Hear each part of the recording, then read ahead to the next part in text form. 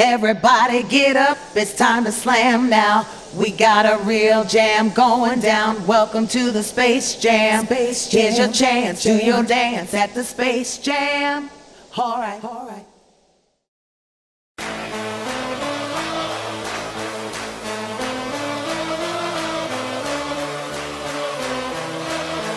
Final seconds of the third, and here's Wade. Got it! 5 seconds, 4, Josh down the lane, slammed it! He flushed it all the way back to Oklahoma! 3, Bass up top to Rondo, puts up another 3. Bang!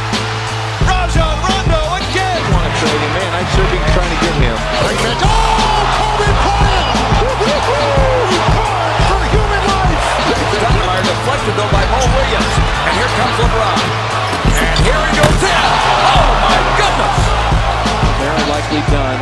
By the way, Blue shot 56% this year. Oh, Barron shoves it down on Kirilenko's head! Oh my goodness! Are you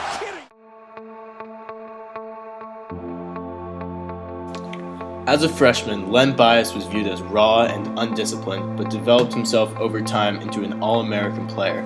In his junior year, he led the Atlantic Coast Conference in scoring and was named the ACC's Player of the Year.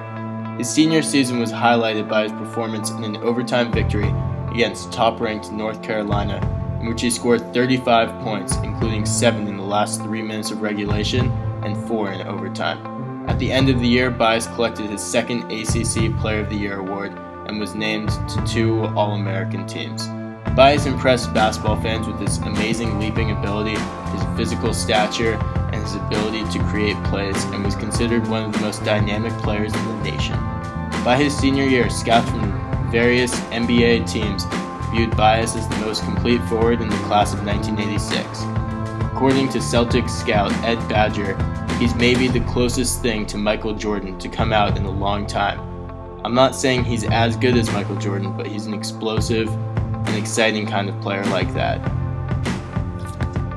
And with the second overall pick in the draft, the Celtics select Len Bias.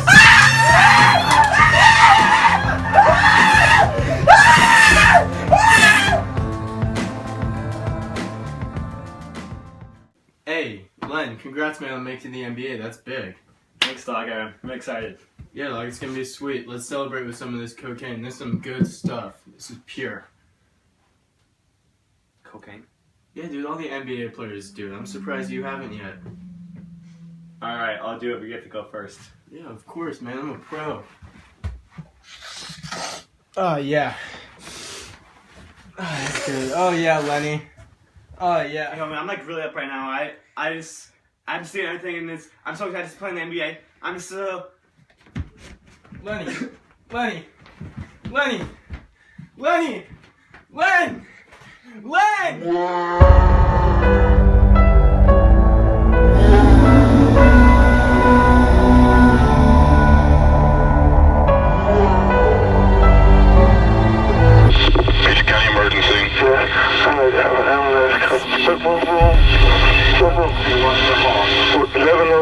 Washington Hall as a nurse who was Len Bias, and he just went to Boston and he needs some assistance.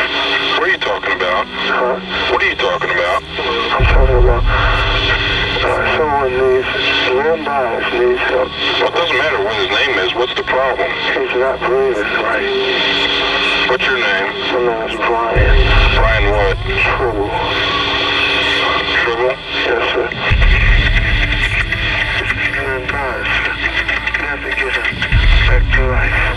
There's no way he can die. Sir. Please come quick.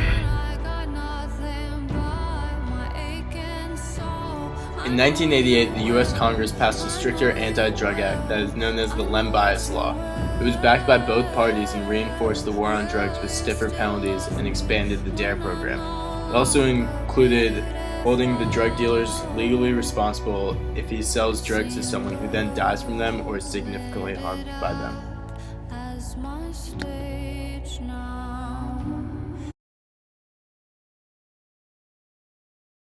The inbounds pass comes into Jordan. Here's Michael at the foul line. A shot on Elo. Good! The Bulls win it! hits it at the foul line. Magic, you're one of the best point guards in NBA history. Tell us your story. God. Where do I begin? Magic Johnson, in his 906 games during one of the most illustrious careers in NBA history, put up a staggering 11.2 assists per game.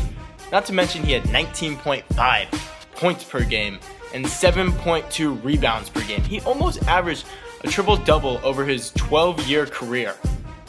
He put up 17,707 points. If I had $1 for every point he put up, I would have $17,707. Magic Johnson was one of the best players in NBA history. He was a facilitator. He could score the ball, pass the ball. I mean, the man was 6'9", and it just pains me to see him go out in the way in which he did. We take you then to Inglewood, California, and Magic Johnson.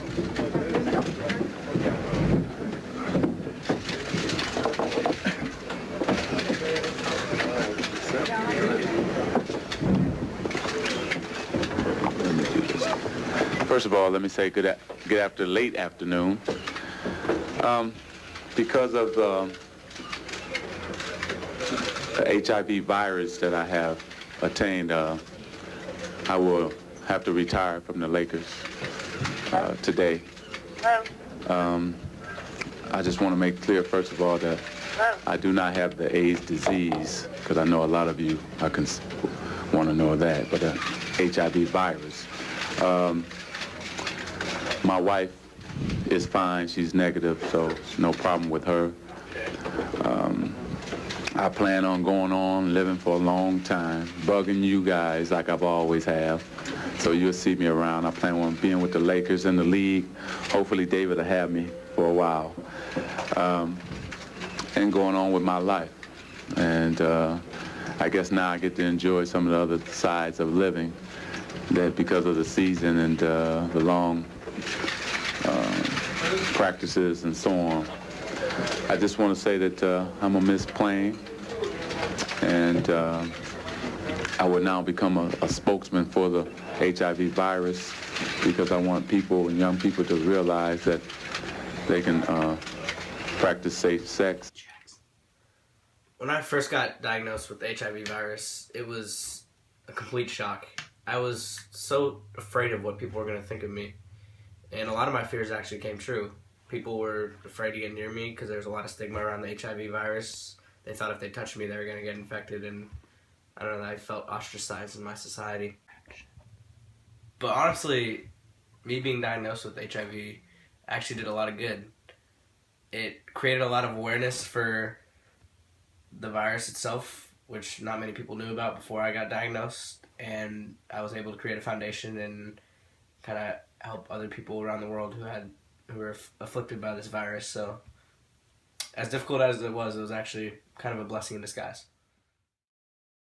Go, watch the baseline, fade away, yes! He's way too good! He steps around Lou and drilled it at a 6.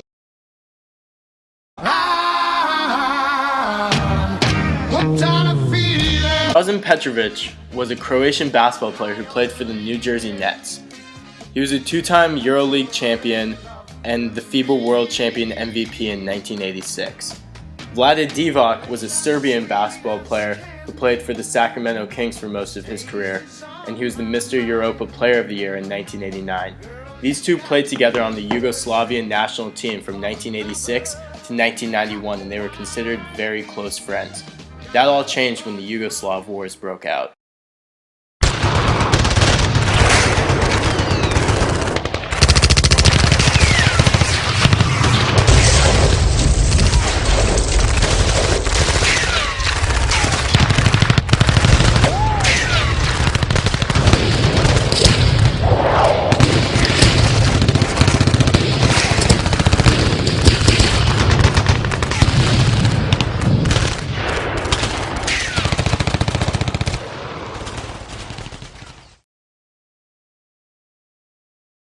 The baseline.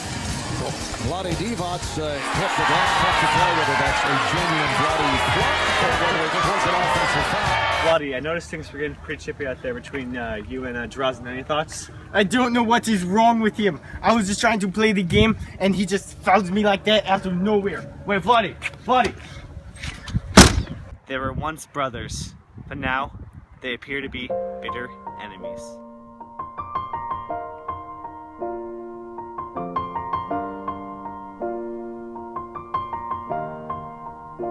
It's been a long day without you, my friend, and I'll tell you all about it when I see you again. We've come a long way from where we began. 22 UN troops died in Somalia today. This just in, folks. NBA and FIBA superstar Drazen Petrovic has just been found dead in an automobile accident. Damn, who knew? All the planes we flew, the things we've been through, that I'll be standing right here. He was my brother, and we shouldn't have let what happened overseas come between us here. I just wish I could have apologized to him before it was too late. That's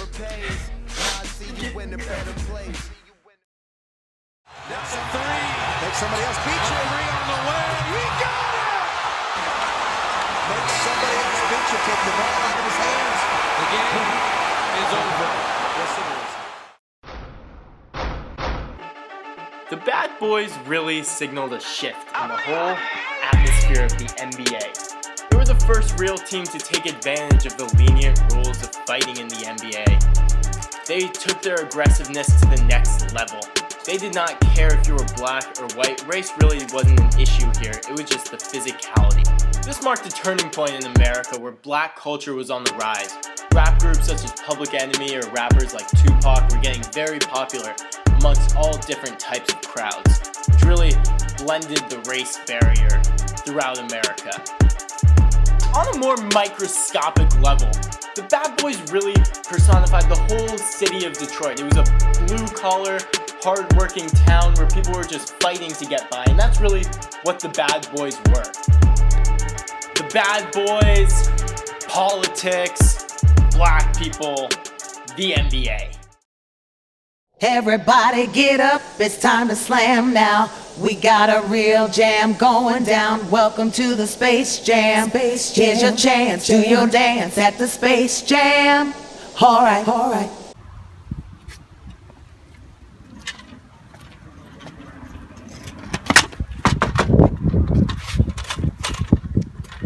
Dennis Rodman. Welcome to North Korea. What's up, Kent? No cameras.